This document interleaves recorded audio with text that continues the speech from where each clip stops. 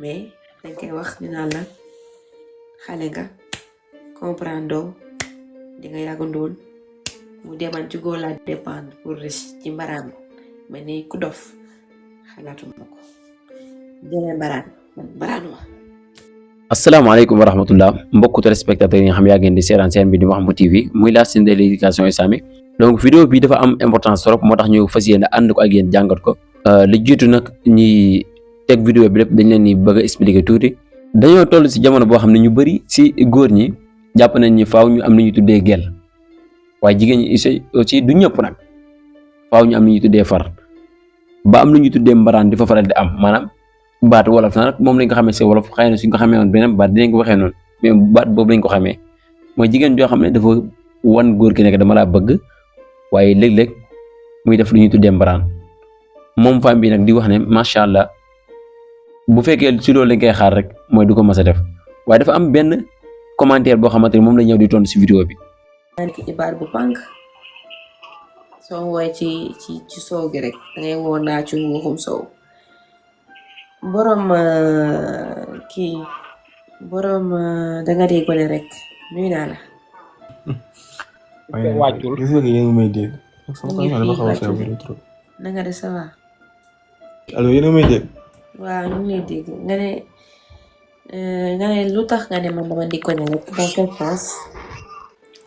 non nekkul da di gone de kii dafa ne mooy Nuuru dafa ne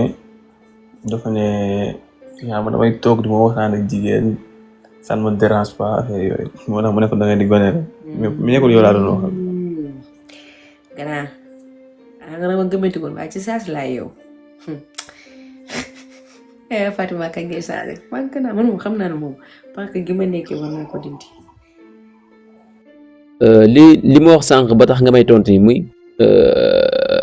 comment dirais ma ne par exemple parewuma pour am gel mosuma ko am te jamono bii nii tamit parewuma pour am ko amaguma ko ba léegi ndax jàpp ma dem toll foo xam ne dama war a wut ay gel naan am naa gel ak effet extra parce que ba ma defee samay enquête ñu bëri yi ma laaj dañ lay xamal ne man de kii maa ngi koy doxaan di génn ak moom waaye naa la fa nii dama koy bàyyi parce que dama koy nax mu may nax. ak yeneen dëgg la nag góor laa damay sentir sama bopp des fois da ngay bëgg affaire dugg mbëggeel yooyu mais parewuma pour nekk ci nekk ma si ba léegi nii te su ma amee ku may digal dama naan boo parewul protection te mën a goo ko yow jéem a nekk defal leneen sa projet ba mu des loolu. boo pare genre ça ne me dérange pas quoi moo tax ma ne yow da nga di boo demee ba am 22 ans et plus forcément sa xel dina nekk ci ay projet donc bu toogee wax loolu rek dama yaakaar ne yow sax sa tolluwaay nga waxee. donc d'accord li nga wax fii am na solo trop mooy damay waxee ak sama tolluwaay te pourtant même kuy dund leen tamit tolluwaayam lay dund aussi taxul ma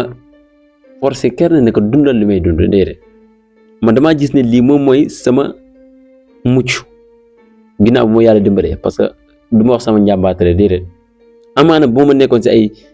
jéem a naan damay mbëggante affaire yooyu noonu góor laa damay comme ni ma ko sànq góor laa damay sentir sama bopp parce que yàlla mu bindee noonu mais taxul mu dugg si ay caaxaan donc bu fekkonte ni yàlla dafa dogal jamono bi maa ngi dugg si affaire yu mbëggeel naan damay am gel ay affaire et tout ça man yàlla mënam si nattoo leneen am si caaxaan am si ay yeneen di si am comme mucc naa si ba léegi maa ngi ñaan yàlla muccal ma si ba keroog may takk soxna mais taxul ma ne par exemple. bu kenn dund mbëggeel jërë dund mbëggeel dafa dagan waaye nag ak ay dundinam léegi nag mu jëm si wàllu société bi ak jigéen. dañu xaw a genre sonal jigéen quoi en fait parce que des fois je me dis que notre culture a il faut le dire parce que ñun suñu culture li mu teg jigéen dafa bari en fait. góor warul togg warul raxas warul bale warul faweere jigéen yu yëpp jigéen moo koy def. en fait man personnellement je me dis que man sama amee jabar su toggee man mën naa dem foot amul problème parce que man genre jaar naa dara quoi en fait man y a des choses yoo xam ne ça me dérange pas.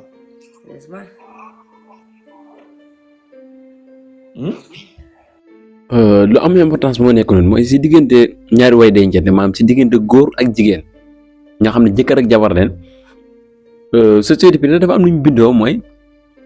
jàpp nañ ni jigéen moo war a def liggéeyu kër gi yëpp si kaw góor gi nga xam ne mën nga ko te yaakaar naa ni sax loolu mooy lu gën man ne loolu laa ñaan yàlla man sama jëm bopp bëgg naa damay bokk si góor yoo xam ne dañuy partager ak seen jabar liggéeyu kër gi bu fekkee yàlla dogal na nga liggéey ba wàcc wala jour yoo xam ne liggéeyoo yaa xayta nag am na loo mën si kër gi def ko nde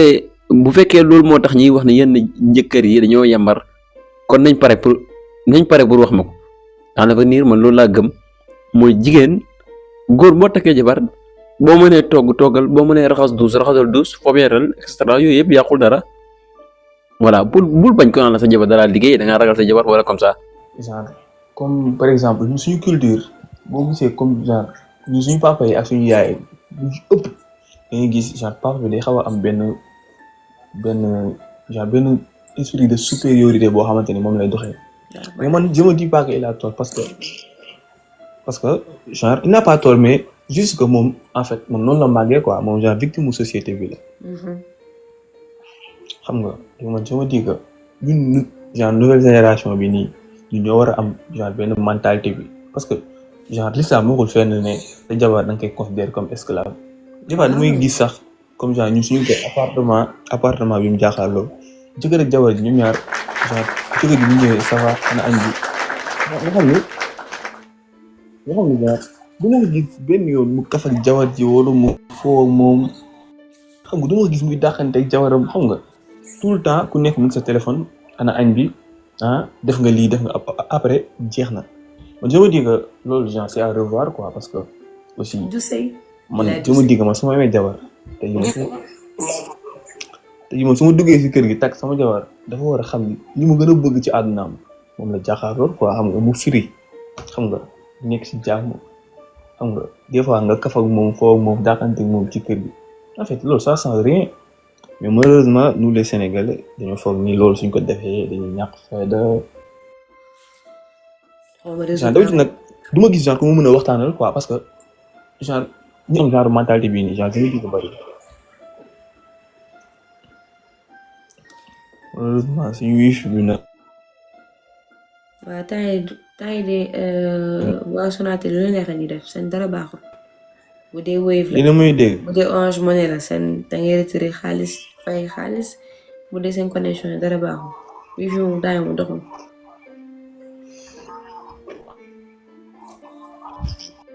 wiif bi genre mi ngi affiché fees dell mais je ne comprends pas mais xam naa ne sama réseau normal bu woon wax en fait. parce que fépp la c'est général. il faut revoir cette chose parce que tamit suñu culture mënut a am dëgg parce que tey jii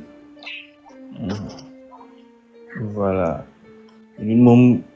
li ñuy teg jigéen en fait dafa fóot bale raxas fa weer quoi xale yi buy jooy nga ne ndaxal sa doom bi xam nga man moom bu dëgg fa yàlla xamaguma nag li yàlla dogal mais man moom je ne compte pas faire ça dëgg fa yàlla su ma demee ba yàlla may ma jabar moom on va partager tous les tâches incha allah loolu lay ñaan yàlla daal. allahumma amin macha allah. voilà c'est que. pare doomu aadama xam ne bale fobeere raxas ndab ce n'est rien c'est aider juste ton épouse parce que ñaar ngeen lépp loo di def dañ koy def ñaar donc même bu fekkee raxas ndab dañ koy def ñaar bu sonnee on peut comprendre mais bu amee temps jàppale jabaram parce que jabar day sonn sax toppatoo jëkkëram donc ñun jigéen ñi aussi bu dee dañuy may xari góoñ rakkal wala may ginaar yi 1000 wala sang ay xar yooyu tamit maanaam liggéey amul góor amul jigéen ko mën na def donc je souhaite toute femme ce genre de mentalité d'homme jàppale te yàlla rek a tax bëgg te yàlla rek a tax je vous le souhaite suñu waxtaan tey c'était un débat très précis mooy lan mooy góor bu am lan mooy góor bu yorul lan mooy góor boo xamante ne wala kaana la maanaam ku pauvre la ma lay firndeel mais waxtaanee ba egg ci wàllum sëy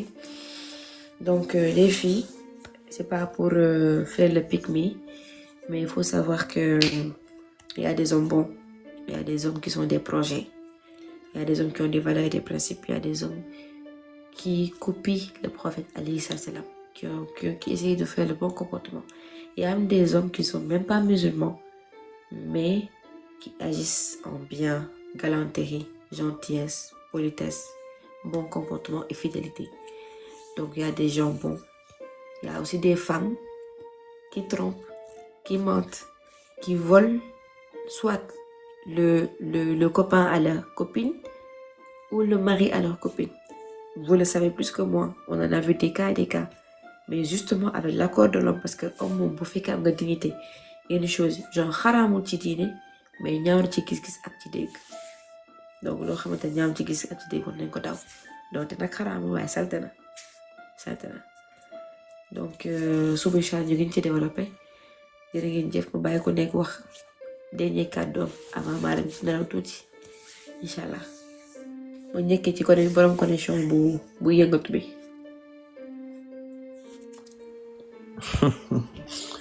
waaw man moom bon dégg naa la nga wax ba tudd le prophète bon pour dire vrai nag li ma wax nii yëpp parce que genre dama déglu woon benn waxtaan suñ Bassirou Mbacké xel ko boo xam ne genre une heure de temps la muy wax ci genre dund yonent bi quoi moo tax genre esprit bu ma xaw a am ni sax tuuti genre mën naa ne lu ëpp foofu laa ko jëlee quoi. mooy suñu royukaay. di wax ni genre ñoo prophète mooy le parfait exemple ci képp ku musulman même musulman sax ndax moom yàlla tagg ko ci religion la moom genre ci jikko la ko taggee quoi kon donc nit ki genre jikko bu ëpp solo ci moom voilà nit ki genre lépp lu mu mënti am muy xaalis wala lu mu mënti doon jikko moo ëpp solo quoi parce que chaque jour genre waxtaan yi nit ñi yëpp jikko la parce que chaque jour genre yow jikko daal ngay jëflante ak nit ñi voilà donc ñu gën a gëstuwaat daal suñu diine parce que nit ki genre fekkee bëgg nga am vie bu paisible da ngay tegu ci diine quoi en fait fekkee bëgg nga am li ñuy wax conscience tranquille voilà man moom dama xaw a sob nag fu nekk lay dugg di xool di gëstu xam-xam daal voilà mais c'est très intéressant genre su ma amee conseil bu may jox nit ñi daal mooy ñu dem gëstu la vie du prophète voilà. boo waxee prophète sallallahu alayhi wa sallam. waaw sallallahu alayhi wa sallam d'accord loolu laay conseillé nit ñi ñu dem gëstu ko gën a xam moom mooy kan parce que ñun en fait ki ñu ko jàppee moom raw na kooku quoi en fait voilà man genre du ma gis sax ku ma ci mën a waxtaanal mais bon loolu daal laa bëggoon wax merci beaucoup. jaajëf salaamaaleykum sama rappel ma daan dégg ñu ne kër yi bari lool banque ba riche amoo woy bu riche dignité moo ko gënal. lu am solo donc ñun ñëpp royukaay mooy soxna Aïcha radiyallahu anha Khadija radiyallahu anha Halima radiyallahu anha Zeynab radiyallahu anha Fabinta Sow radiyallahu anha Rabia ak soxna yu bari yoo xamante ne macha allah ak jabaru ayub alayhi salaam fàtte naa ci turu jabar ci mais ay jigéen yu jàmbaare ay royukaay donc yoonu sallallahu alayhi wa sallam mooy suñu royukaay yonente aussi doon suñu ay royukaay bu ñu royee ci ñoom ratuñu réer donc jikko moom dafa nekk jikko mooy nit voilà jikko mooy nit diine mooy nit bu ci dañee rek am lu manqué donc ñu def naan une vidéo qui parle de c'est quoi un homme pauvre, qu'est-ce que vous entendez par un homme pauvre. Vous voulez aimer la vidéo, partager et donner vos avis par rapport à ça. Parce que beaucoup n'a pas cet avis, tu l'as. Sega Nourou, your last words. I'm very sleepy and tired. Bismillah. waaw macha allah am na solo xam naa man fi may ñëw rek mooy sama kàddu xam naa du gudd dafa am loo xam ne benn mag daf ma ko waxoon mu ne wolof dafa am baat yoo xam ne dafa jàpp ne maam dañ ko yàq parce que bu dee dane wax mu ngi tudd wax ak tànn comme li ñuy def nii wax la ak tànn kon lu am importance la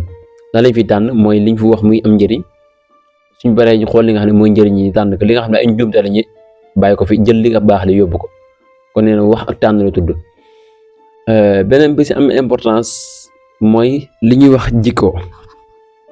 mu ne ma wax boobu baatu jikko lañ miin waaye boo ko delloo si baatu wolof dëgg mooy comme par exemple baykat bi day jël li nga xam ne moom moo di gerte gi par exemple mu ji maanaam mu gas ko suul mu ne léegi tuddul jikko mais jikko la tudd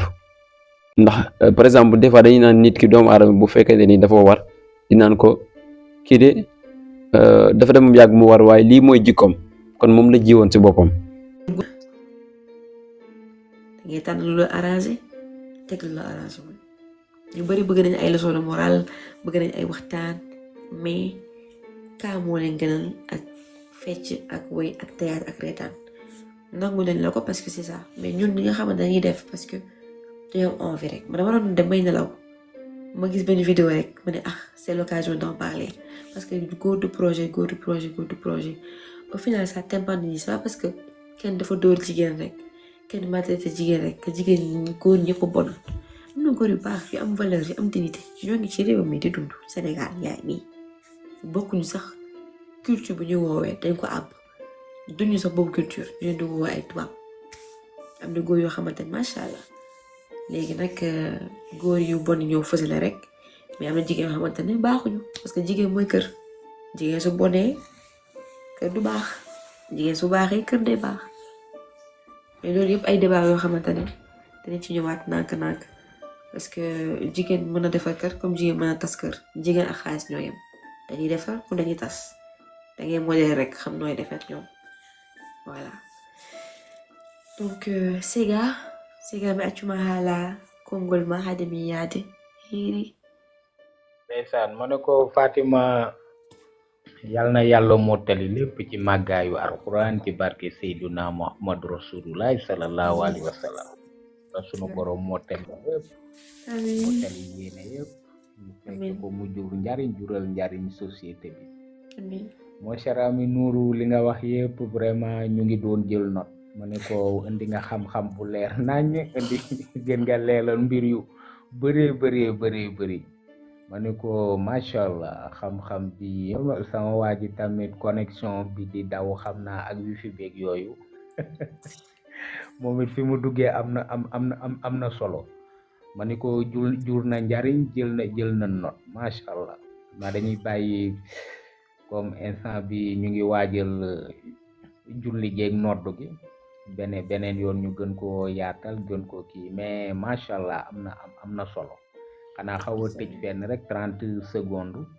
parce que boo dee xool comme ni ñuy wax ni dans l'avenir parce que pour loolu dañ man dama jàpp ni góor jigéen ci la yàlla booleel mu war a nekk sa jabar sa soxna da nga war a jiital leen jàppal ni kii di ñëw man war naa ko tane war naa ko mën a mottali maanaam ni nga koy mottalee da nga koy tane ci lépp loolu moo tax tàcc naa la yéen ñëpp ci li ngeen wax lii ñëpp tàcc naa leen li ngeen wax am na solo trop da nga koy waatal ni nu mu mel war naa ko mën a téye war ko mën a defar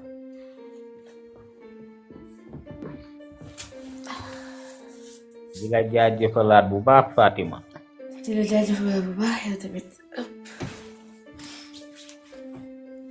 alors comme d'habitude suñu defee live ba dañ koy tëj ak Amana Rasoul sonn naa waaye dinaa ko def parce que c'est la routine bon أعوذ بكلمات الله التامات من شر ما خلق أعوذ بالله من شر ما خلق آمن الرسول ما أنزل إليه من ربه والمؤمنون كل آمن بالله وملائكته وكتبه ورسله لا نفرق بين أحد من رسله وقالوا سمعنا وأطعنا غفرانك ربنا وإليك المصير لا يكلف الله نفسا إلا وسعها لها ما كسبت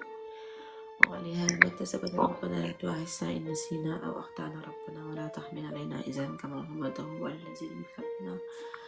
ربنا ولا تحملنا ما لا طاقة لنا به واعف عنا واغفر لنا وارحمنا أنت مولانا فانصرنا على الكافرين إن الله وملائكته يصلون على النبي يا أيها الذين آمنوا صلوا عليه وسلموا تسليما